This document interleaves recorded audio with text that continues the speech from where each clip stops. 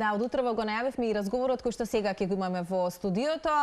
Како рековме, две братски двојки, но за жал денеска имаме само едната, а другата од оправдани причини не ни е тука. Ќе ги поздравиме Елвис и Амар Хот, дел од момците или половина од момците кои што успеа да испишат историја пред неполни 10 дена во Дубај, каде што се случуваше светското првенство во 3x3 баскет. Добро утро, момци. Добре ни дојдовте и ви благодариме што во оваа набиена агенда, заради тоа што навистина сега сте секаде и барани сте и треба да биде така, заради тоа што ова историски успех нели за Македонија, ни доаѓате и тука и официјално да ви честитаме за тоа што го постигнавте во Дубај. Ки ни раскажете што се случуваше таму, колку денови бевте во Дубај, каква беше целата атмосфера, некако ќе се обидеме и по денови можеби да го доловиме тој амбиент, затоа што и Елвис ти спомена Македонија од самите почетоци од кога овој спорт е дел од олимписките спортови и Македонија има свое искуство или учество, меѓутоа после подолг временски период се враќате на едно вакво големо надпреварување како што е светското. Да, после долг временски период, можам да кажам 5 или 6 години, се враќаме на некоја светска сцена, можам да кажам.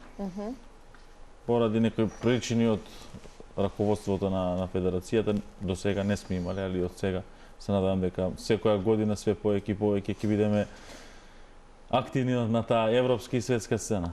Сметаш дека имаме доволно потенцијал, огромен потенцијал кој што може да се искористи и дека можеме и злато да... Па самиот резултат сега се избори само за себе. Така да има и доста млади момци што сакаат и го играат овој спорт. Чак има и некои што сакаат професионално да се бават со овој спорт, само со овој спорт 3x3. Така да се надевам дека во иднина ќе имаме добар резултат и добар напредок. Да, ти спомена 3x3, јас 3x3 баскет. Има правилен назив? Или едното и другото? Тоа е, кај нас во Македонија 3x3, официјално во светот е 3x3. 3x3.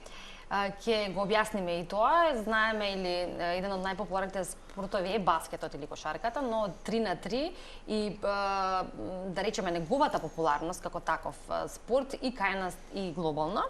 Каква е и се разбира за впечатоците кои што вие ги носите свежа вака од Дубај, но ајде да одиме со ред, да не ви измешаме вака. Да одиме со ред од кога и какви беа вашите почетоци и зошто не класична кошарка или спортот како таков, туку 3x3 баскет. Што е разликата, освен што е тројца на тројца, така? Да. За сите што не знаат, како јас, што значи тоа? Да, 3x3 како се игра, кои се правилата? Па 3x3 се игра на една половина, на еден кош. Трае утакмицата 10 минути или кој прв до 27. Добра. Тоа и се состои од 4 играчи. Тројци играат и една измена. И како победуваш утакмици, се бодираат поените. Кој има најбоља кош разлика, тој иде продолжува понатаму. Четвртфинале, полуфинале, финале. Зошто е тоа повозбудливо од кошарката, да речеме? Зошто вас ви е повозбудливо? Па, мене ми е повозбудливо дека има публика тука, дека се одржуваат надвор, не се одржуваат во сала. И повише адреналинот работи. Подинамична играта 3x3. Подинамична игра, да. И дава простор за брзо размислување. Едноставно, ако кликнеш во тие 10 минути, можеш да дојдеш и до светски трон, што се вика. Тоа е нешто што велите е вашата следна цел. Ќе ги поздравиме тука и Карол и Паоло Блажевски, останатата братска двојка. Тие се всушност близнаци? Близнаци, да. Близнаци. И сега пред малку велиш ако кликне. Како вие како четворка кликнавте? Затоа што многу мал временски период, ако земеме предвид, сте се подготвувале, а успехот кој што го остваривте е доста голем. Па едноставно братското дуо си прави својот, братската хемија. Ја и брат ми, они заедно, нема збор за тоа, а и носи тоа што они веќе се знаат добри, можам да кажам, 10 години, имаат завршено заедно средна школа и после... Амар, Карло и да. Паула, така вие се знаете по-добро. Они после само си бара играч кој малце поискусен во спорт, што може да им подпомогне. И тоа беше ти. Да. Супер. Колку временски период трениравте? Колка временски период трениравте? И каков беше патот до Дубај? Имаше ли квалификации? Како се оформи? Кој е, можеби не знам, тимот во позадина кој што одлучи дека тоа ќе бидете вие четворица кои што ќе се надпреварувате професионално? Почна се пред 6 месеци на прв турнир во Македонија што беше 3x3 се пријавивме и видовме дека стигнавме до финале, видовме дека можеме да играме, можеме да направиме нешто. Така да со подготовки имаше квалификацијски финален турнир што го организираше тука Red Bull и преку тој турнир ние стигнавме до буквално победникот на тој турнир иде као представник на Македонија на големото финале. За Дубај знаеме дека ако зборуваме во секој смисол е место кое што фасцинира и особено посакувана дестинација за многумина, но кога ќе се отиде за еден ваков повод или на еден ваков начин, веројатно и самата перцепција и впечатокот е друг. И затоа е добро во овој дел и вашите импресии од првенствено не само возбудата со освоениот пласман, туку и целокупното дружење таму, да речеме и останатите екипи и целокупната организација, што е она кое што на прва најмногу ви остави впечаток? Па ни остави одличната атмосфера и игравме нокаут фазата, игравме на места кои што може никогаш во животот нема пак да имаме шанса. Поред музеот на имината, играш на лед подлога, тоа е за мене феноменално. Да, нешто што веројатно нема никогаш да го заборавите. Да, но еве кога веќе споменавме, ги споменуваме моментите од таму, да споменеме дека вообичаено за вакви големи надпревари, како велат, нели, седмиот играч или не знам кој играч, зависи од спортот, е секогаш публиката. Не е ова Европа, па да нели може да дојдат многу луѓе, но сепак и во Дубај имавте околу колку 30-тина луѓе кои што се ваши поддржувачи и кои што успеа да дојдат на другата страна од светот, на не така блиска дестинација и да ја дадат поддршката. Колку тоа ви беше, да речам, клучен момент да знаете дека некој во публика е тука, навива, го вее македонското знаме и дошол, нели, за успехот кој што сака да го постигнете вие? Да, уште од самиот старт ние знаевме дека ќе иде публиката со нас, уште пред тргнувањето, бидејќи така ни се најавија.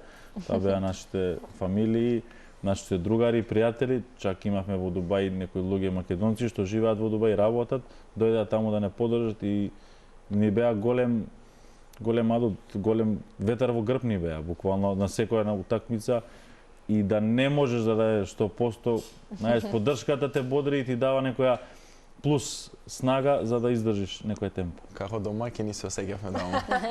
Па може би ќе бидеме на некое Здравје Боже. следно надпреварување. Секогаш кога зборуваме за вака спортски успеси, особено каде што се представува и нашата земја или успехот кој што го носите од таму, е поврзан нормално со земјата, со нашата држава, тогаш логично е да треба поддршка од Македонија. Во многу разговори со разни федерации и спортисти секогаш зборуваме за важноста на таа поддршка, во смисла на тоа дека вие го имате талентот и желбата и сите она кое што се трудите да го направите за да се представите надвор и да се освојат вакви награди, но никако нема да занемариме што е тоа кое што треба да го направи самата држава во смисла на дополнителна мотивација и отворање на можности за понатамошни надпревари и настапи надвор од државава. Па еве како стоите на тоа поле во однос на договарања, преговори, има ли поддршка, доволна ли е? Па добивме поддршка од федерацијата. Сега летоска здраве ќе има квалификации за светско првенство и европско до 23 години. Ние тројца ќе бидеме дел од тоа екипа со селектор Елвис, брат ми. Тоа ни помогна федерацијата и здраве сениорска репрезентација ќе бидеме ние четворица. Сигурно дека видео дека има надеж во нас, можеме да донесеме Македонија на светско, европско и здраве Боже на Олимпијада и да освоиме некаков медал.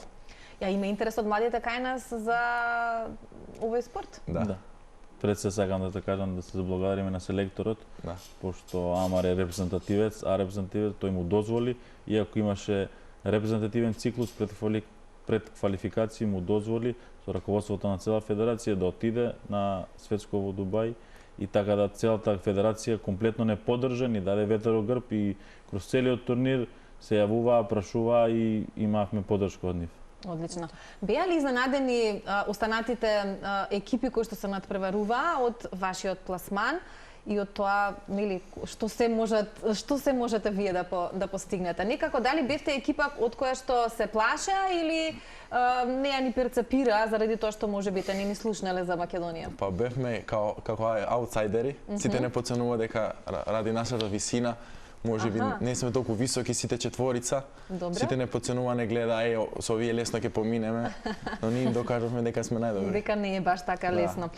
Кога веќе ја споменавме поддршката, едно нешто што одекна низ медиумите како слоган беше од Влаја до Дубај и тоа најмногу се должи заради теренот кој што е нацртан од уметникот наш познат и реномиран Сатија Грабуловски. Да, тоа е теренот кој што е во Влаја, но истиот тој терен го преку можноста денеска беше пренесен и таму. Дали и тоа беше дополнителен мотив за вас да го дајдете најдоброто од себе и дали има можност и други тимови да играат на таа подлога?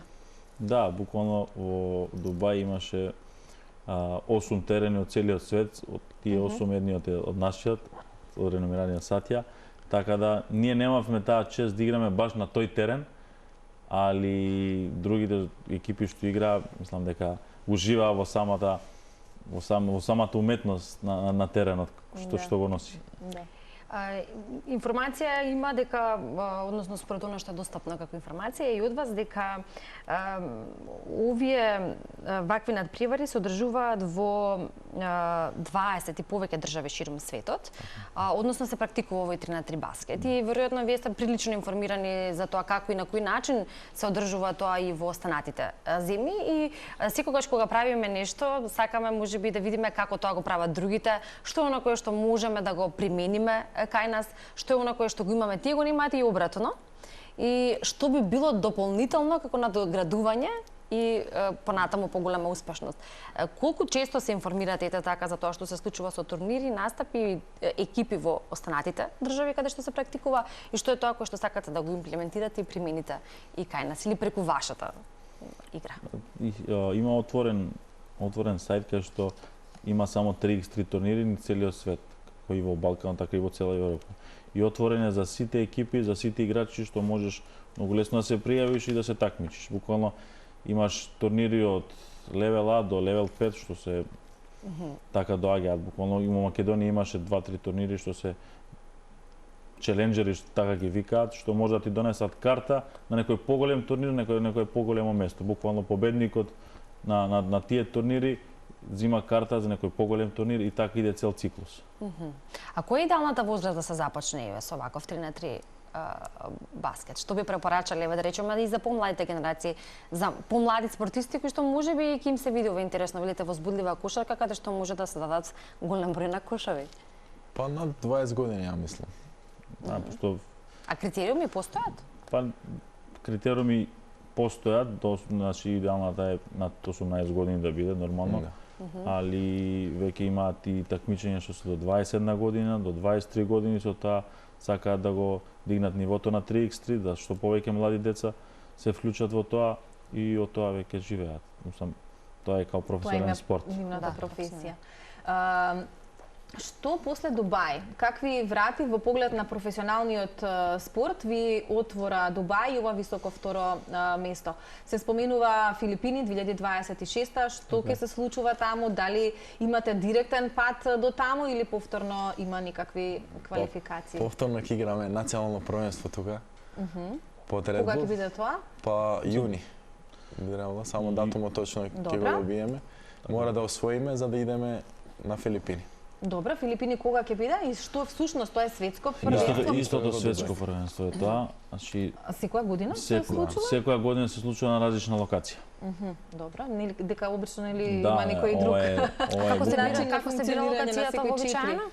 Локацијата се бира, годинава се бираше пред светското финале. Годинава се бираше, имаше 3 земји, 3 локации и по случаен стреп се бира и локацијата. Тоа значи дека и немаме веројатно никакви шанси да да бидеме домаќини.